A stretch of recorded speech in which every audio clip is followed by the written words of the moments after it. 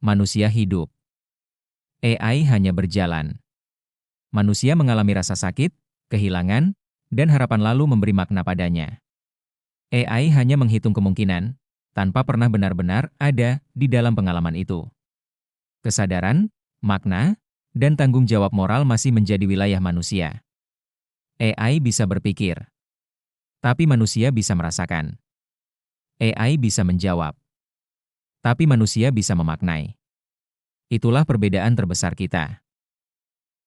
Hari ini, di penghujung tahun 2025, mari kita renungkan bersama perjalanan teknologi kecerdasan buatan, AI, sebuah inovasi yang telah mengubah dunia kita secara mendalam.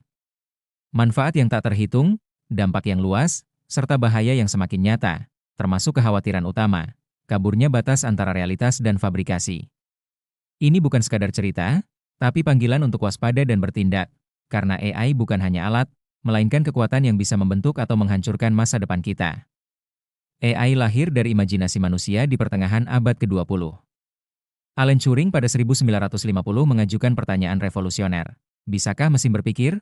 Konferensi Dartmouth tahun 1956 menandai kelahiran istilah Artificial Intelligence.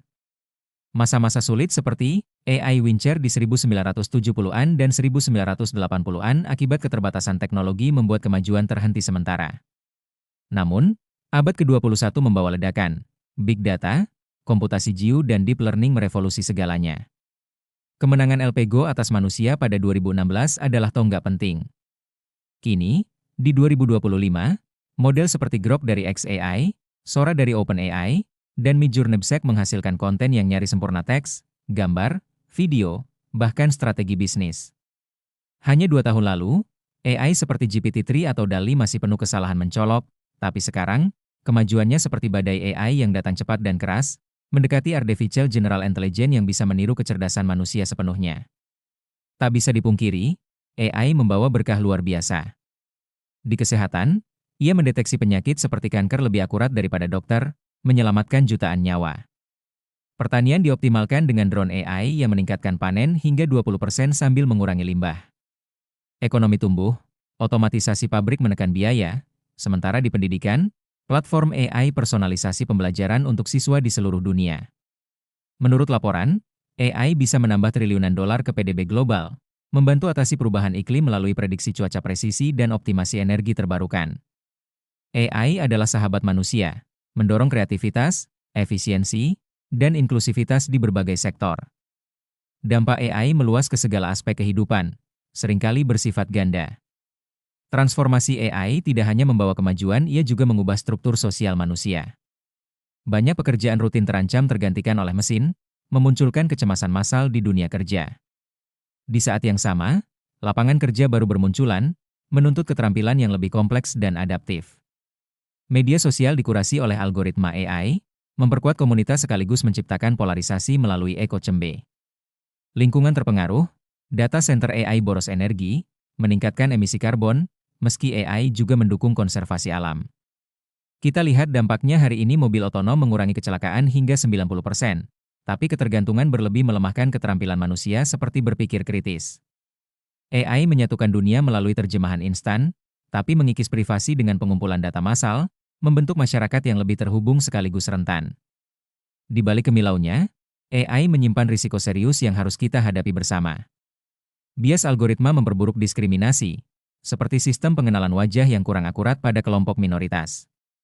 Keamanan siber terancam, deepfake dan suara cloning memicu penipuan, propaganda, serta kekacauan sosial.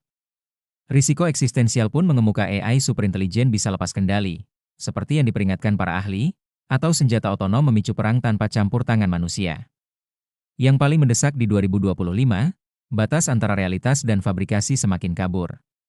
Dalam beberapa tahun ke depan, segala yang kita lihat, dengar, atau baca bisa jadi subjek keraguan apakah asli atau buatan AI. Kemajuan ini luar biasa, tapi justru menakutkan. Bayangkan, 2 tahun lalu AI masih terbatas pada gambar sederhana, tapi kini video deepfake hampir sempurna, suara cloning tak terbedakan, dan foto seolah nyata. AI bergerak cepat, bukan tahun tapi bulan saja. Real atau AI? Segera Anda tidak akan tahu bedanya. Setiap foto, suara, kutipan, video jadi perdebatan, benar-benar terjadi atau sintesis? Keraguan jadi default, bersiaplah pertanyakan segalanya. Sesuai realitas sekarang, dampaknya nyata. Deepfake politik telah mengganggu pemilu di beberapa negara pada 2025, seperti video palsu presiden menyebarkan misinformasi, menyebabkan kekacauan. Di AS, deepfake memengaruhi opini publik selama pemilu 2024, dan tren ini berlanjut ke 2025 dengan interferensi AI yang lebih canggih. Foto selebriti AI memicu kontroversi di media sosial, memengaruhi pasar saham dan opini. Suara cloning digunakan skema untuk meniru keluarga, memeras uang. Di hiburan, AI untuk efek visual membuka pintu manipulasi seperti propaganda atau cyberbullying. Bahkan, deepfake gagal memicu apokalips disinformation seperti dikhawatirkan, tapi tetap jadi ancaman vigilance. Masalah ini teknis, filosofis, dan sosial.